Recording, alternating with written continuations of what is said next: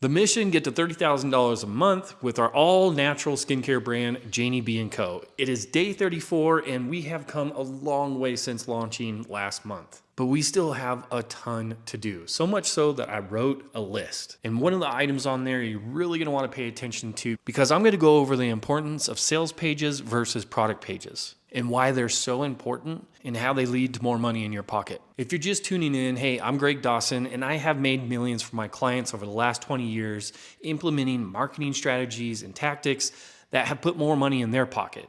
But now I'm taking all of that expertise and I'm using it towards building our brand so that I can put that money in my pocket. And I want to help you too.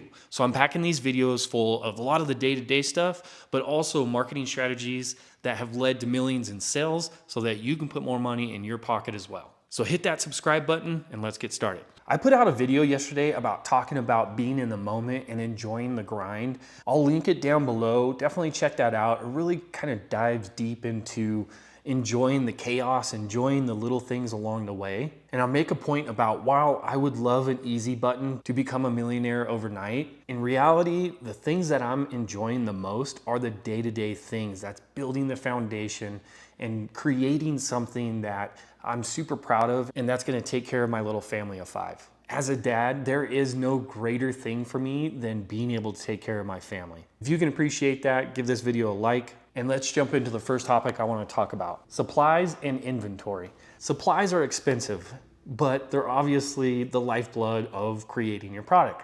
At least for me, who with my wife, we're creating all natural skincare products and we make them here in our house. We have to keep supplies on hand. And that means I'm constantly trying to order new stuff to make sure we have it in stock and that it's ready to go. For instance, I got an order yesterday for 2 of our tallow and honey balms, and I only had 1 available because we had just made a batch of tallow and lavender honey balm, and I hadn't made a batch of the tallow and honey balm yet. Luckily, I had ingredients on hand that I could whip up a new batch and I could fulfill that order that same day, instead of having to order new stuff, wait for it to get here, then make it, and then ship it several days later. Like, that's just not gonna happen because Amazon Prime has ruined us, right? We want 2-day shipping. What I'm trying to transition to is not only having enough supplies on hand, but creating enough inventory to sell in the various stores.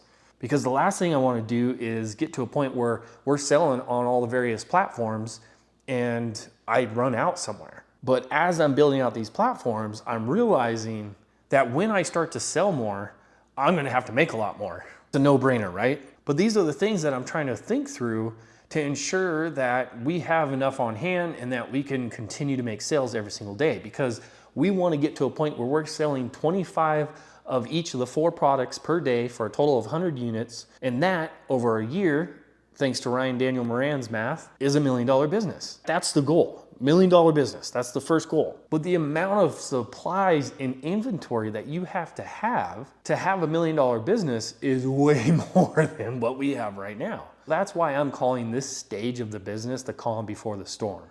Because when it does start popping, it's gonna be nuts. And I'm gonna be cooking in the kitchen every single day, which is a good thing, and I will relish in it. And to the point of my video yesterday, all of the little things that are building the foundation, I'm absolutely enjoying the shit out because I know it's building towards long-term success. All right, second topic, Amazon listings. I have been going back and forth with Amazon, God love them, for the last several days, I think like a week and a half, where I was trying to figure out how to list the dang thing, even though I've listed before, but it's changed and I couldn't get my brand approved. Finally, I got that approved. And now I'm trying to get my product IDs approved, which you get through GS1. I did all of that. I set all that up, and GS1 is still not communicating to Amazon that it's the product and that's what it's representing. I've had to provide documentation and screenshots. I'm going back and forth. I'm about on my 5th email with them. But as soon as I get that squared away, hey, I'll know the exact process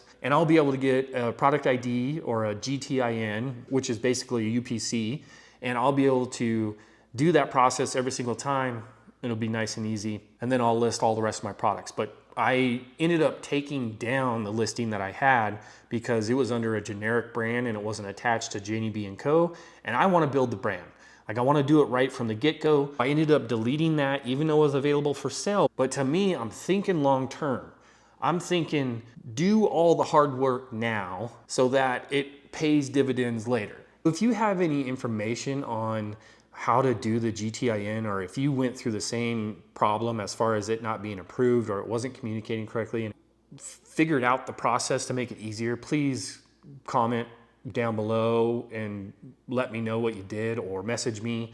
I would love to hear any and all recommendations. And when I do get this fixed, I'll definitely share it here. Next topic, Google Merchant. Last week we got approved to be on Google Merchant Center, which is basically is a fancy way to say our products are now available to buy on Google. And they don't put a bunch of effort into pushing your products out in front of people.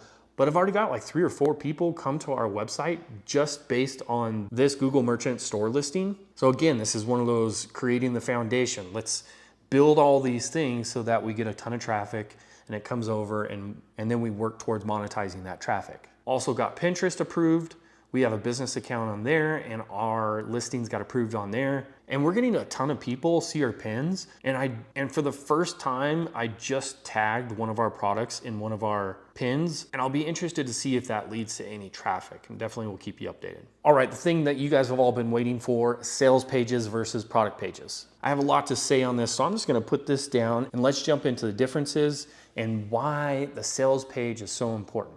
Now, I'm not going to say that a product page doesn't work to convert, but think about the customer journey just for a second. You start as a person with a problem, then you go to search for that problem and you find 10,000 different search results. If the first thing that comes up is just a product page with some images and a quick description and a couple features and possibly benefits, the likelihood of a person going from problem to search to product to purchase, not very good. Data shows that the conversion rate on that is super low, probably under 1%. And that leads to high bounce rates on your product pages, which leads to you having to spend more on your advertising to get that person back and to learn more about you, to know, like, and trust you. Instead of focusing all of your traffic onto your product pages, what I've found works way better and increases that conversion is creating a sales page. The reasoning behind having a sales page is to bring the customer through their purchasing journey